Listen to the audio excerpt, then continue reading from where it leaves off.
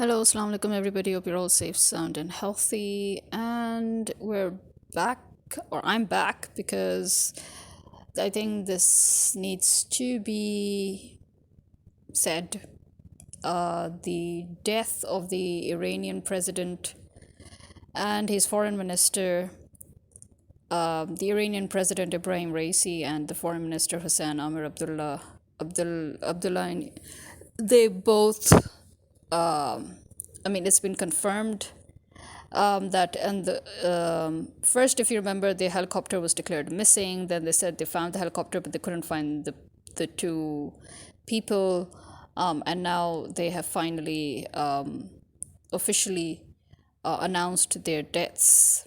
And obviously, I can see that there are some Indian and Western media that are talking about the sensitive balance that is going to be affected within Iran and outside of the region. Yeah, that's BS. The sensitive balance that's going to be affected is definitely outside the region, yes, but not within Iran, because Iran has got this really well oiled, well established machinery. So they know what to do.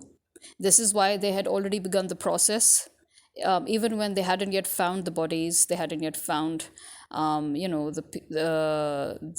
flight. They had already begun to take measures, and as per detailed in their constitution, an election is due now in the next 50 days. While the vice president becomes temporary president to foresee the coming elections and to ensure the coming elections. So it's not going to be like, Pakistan, where the US interference has been so heavy that the US has practically occupied Pakistan. So Pakistan is not a sovereign state. Never was, but at least it's sort of kept that semblance of sovereignty, which the US worked with the Pakistani army to completely crash. So yeah, there's not going to be any high stake drama going on in the Iranian in the Iranian parliament or anything. No, they know what needs to be done, and they're going to do it. So let's get that out of the way. But yes, it's still highly suspect. I don't care what the Israelis say, it is highly suspect. The timing of the crash, the fact that only his helicopter crashed, whereas the other helicopters managed to very safely return, the fact of the timing of this crash, I mean, it's all just, it cannot be coincidental. Okay, it cannot be coincidental. Okay, let's just stop it there, because I don't care. I've said it right from the start that the timing is very suspect. The whole incident was very suspect. So and I definitely suspect the Americans and Israelis, because the Israelis obviously would always need the Americans, to work with them when it comes to killing off leaders in different countries. And as we know, Iran was practically the only country that has been confronting Israel directly. Yeah, Turkey jumps in and out every now and then, but direct confrontation has always been done by Iran. And because people were expecting that now Iran would finally put an end to the atrocities committed by Israel and Palestine by taking some drastic measure, and then suddenly you find that, oh, there has been a helicopter crash, and then the bodies are missing, and then finally the deaths of the president and his foreign minister are announced. Sorry, highly suspect. Okay, I don't care what anybody says, and it has been proved time and again, because America has a history of assassinating world leaders, and they did it with Iraq, they've done it with Pakistan about 1 billion times already. I mean, should we start from Qaid Azam, or should we start from Fatima Jinnah? Should we start from Liaquat Ali Khan? Should we talk about Ziaul Haq? Should we talk about Bhutto? Should we talk about Imran Khan right now, who they try to assassinate at least 3 times, twice officially? And and the fact that they ousted his government just because he did not want to enter into this whole dog eat dog, this rat race that the Americans are so fond of, that the Western world is so fond of. He did not want to be a party to all of this BS. Plus, he started trading in local currencies with China, and he was going to do the same with Russia and with and he has been doing it with other countries that were in the loop. And that obviously is a big deal for the Americans. Remember, the Americans offed Gaddafi because he wanted to go back to the gold and silver trading elements. And because Africa is rich in gold, and so is Pakistan. In fact, that was the time when China suddenly made a contract with Pakistan to dig our gold reserves, as if you remember, and then they went beyond the allowed area, and they actually illegally dug even more gold reserves than they were allowed to, which we went to international court for. So yeah, I mean, because Africa has, if they just even begin now, that they would have the largest reserves of gold in the world, amongst a few other countries. So that was a big deal for UK and America, whose reserves they themselves declare that although they are one of the largest reserves in the world, but they will not be able to compete with the Africans and with certain Asian countries if it comes to that. And obviously Pakistan comes in the list. So this is why he was offed. So I mean, it's this is it's very, very understandable that people would suddenly think that, okay, America and Israel are behind the deaths of the Iranian leaders now. But if America thinks that now that they've killed him off, it's going to be easier for them to interfere within the Iranian constitution, they're wrong, because as I said, that's a well-oiled machinery, and they've already put into place all the necessary nicks and knacks. They've already started whatever it is, the process that they need to start in order to put forward a new president and to go on, as they've said themselves, the things will go on as normal.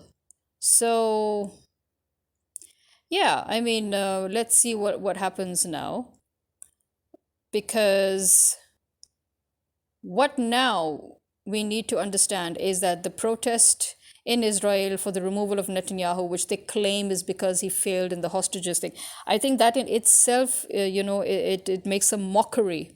So you're trying to say that the Israelis do not care that they have been committing genocide in another nation's land. They do not care that their president Netanyahu has been killing children, women, the elderly. They've been destroying plants and forests and trees. They've been demolishing homes. They've been killing off students. They don't care about that. No, they care about their hostages. They don't care about the millions of hostages that Netanyahu has taken. Right? They don't care about Rafah. They don't care about Gaza. They don't care about anything. They just care about their stupid mofoing hostages, who are probably not even hostages. And a few of those hostages that did come out, they said it themselves, that we were treated 1,000 times better than our own people would probably treat us. So yeah, what hostages? Number one, what hostages? As far as I can see, the whole of Palestine is taken hostage. Again, why? Because in the name of religion and in the name of Zionism, what actually the Jews are after is resources. The Americans and the Jews, once again, are just after resources. They just want to steal what belongs to somebody else. Even if they have to uproot the whole land in order to do that, even if they have to destroy. And I can bet you this, the Jews are talking so much about how this is their holy land and this is their holy place. Yeah. Do you want to bet with me that you people, the Jews, will be the first one to desecrate your own holy place, your own sacred temple? You will be the first, just in order to get to the reserves underneath. Who wants to have that bet with me? Yeah, I know I'm going to win that bet. So yeah, so much for your religion and so much for your, sacred holy sites. Yeah, you will be the first ones to destroy your own sacred holy sites just to get to what's underneath them. So don't give me that BS. So, coming back to Pakistan, again, how much more can one lament? The army is again, once again, they have tampered with the elections, the local elections. And, we have the situation where the government forced the farmers to maintain a certain rate so that they could buy wheat from them, as I've said before, and then the government refused to buy wheat from them and went ahead and bought under American orders absolutely rubbish, filthy wheat from Ukraine, just so that basically they could give money to Ukraine. Where is all that wheat going to go? It's going to go straight into the sea. It's going to be dumped. And so our farmers, they were left high and dry. And this is a deliberate strategic move, by the way. This is a deliberate strategic move by the Punjab government, because as soon as the KPK government offered to buy wheat from the farmers in Punjab, because remember, the main agricultural province is Punjab. And remember that the army right now is encroaching upon our agricultural land. It has been forcefully buying land. It has been forcing farmers to sell off their land. It has been taking over agricultural land illegally. Because they suddenly want. And again, remember, I told you, this is the sign that, when your army starts stealing reserves and when your army wants to control your reserves, then that means that they want to take you to war. So they need all that. They need water, they need food supply, they need the ability to create more food supply, because they can see that there's going to be a very long, a very tedious war ahead. And they can see that the people will never be with them in that war. So in order to force the people to subdue the people so that they can go on with that war, to oblige the American establishment, they will take full control of the food reserves and the water reserves. And you will see the American government will be doing the same in America. You will see European governments doing the same in Europe. They will suddenly announce shortages of food. They will suddenly announce shortages of resources. And these are not shortages at all. These are basically them stealing and taking control over all the sources and all the reserves possible, so that they could go on a prolonged war. Because to these people who are so busy measuring their dicks, to these people, the length of their dicks is more important than actual humanity, the actual civilization of the humankind, of they don't care about environment, they don't care about humanity, they don't care about the world. They believe that they're gods, and they believe that it is their right to own the world, and that it is their right to own the resources of the world. So these are twisted, sadistic, mentally ill people who have become our rulers. You need to understand that we're dealing with the demented, we're dealing with the insane, we're dealing with those people who should actually be in the mental hospital. These are people who have God complex. These are people who are narcissists, and these are people who are completely deranged. And there are a handful of them, but unfortunately, they have enough wealth that they can continue to bribe more people to accumulate more wealth, and then bribe more people to accumulate more resources. And then they believe that it is, that because they're gods, that they now need to own and to control the people. They need to own and control the resources all over the world. They need to own and control the world. So even if they had to resort to, bio warfare, which they did actually in the form of COVID, even if they have to, go and try to eliminate a majority of the population of the world so that it should be easier for them to control the world, they will do that. As we say, the truth is stranger than fiction. And that is because the minds of the humankind, our minds are even more deeper and darker and more infinite than we can ever imagine. We cannot reach the very depths of the human mind and its ability.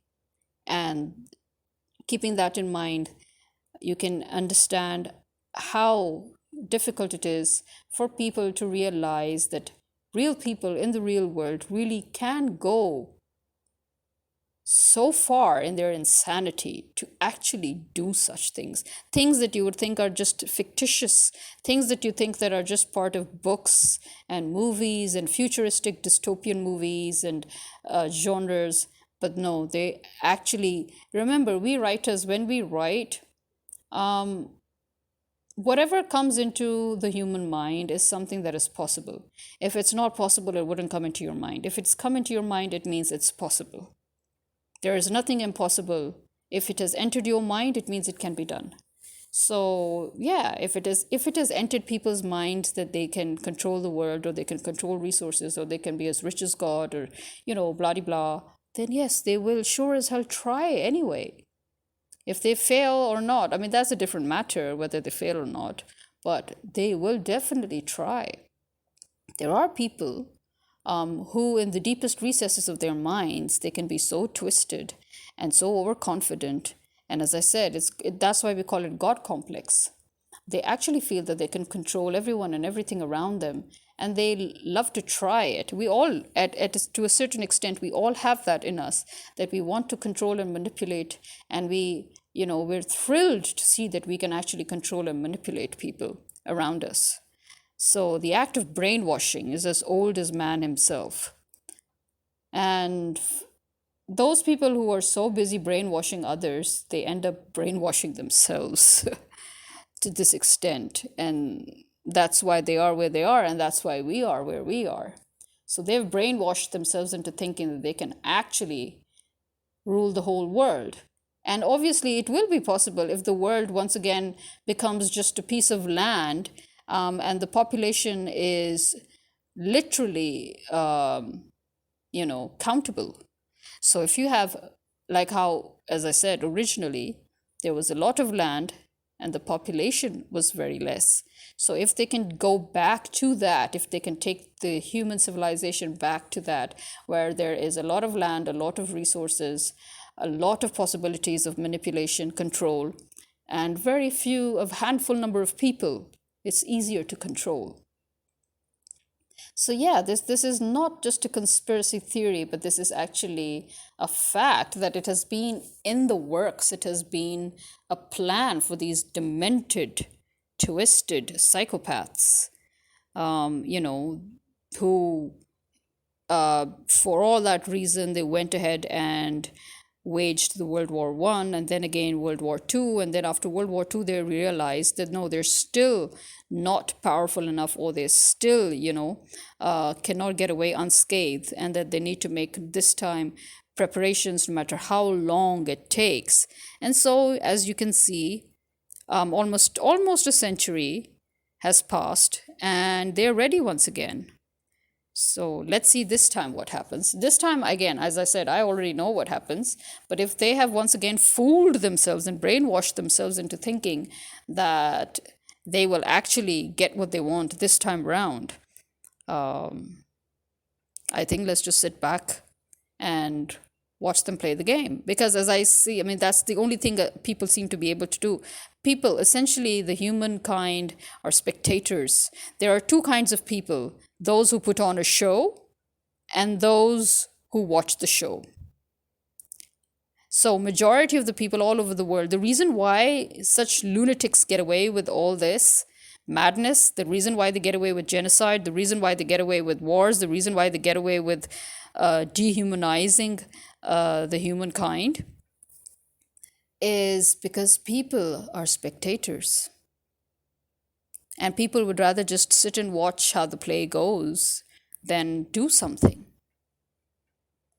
And then when things go wrong, then people sit and cry and pray for a messiah to come. I mean, it's laughable. And it is exactly why those people find the human civilization laughable and pathetic. And that is why they feel that they need to come forward and control everybody. We make them feel that by the way we act. So it's time to think about how we as a civilization now wish to act, how we wish to go down in history.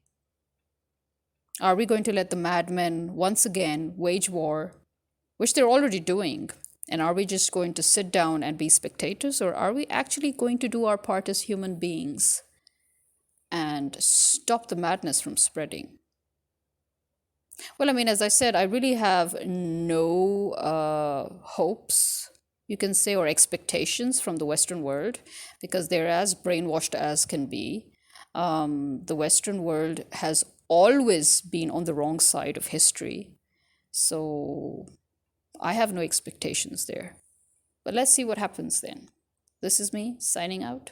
Khuda Hafiz.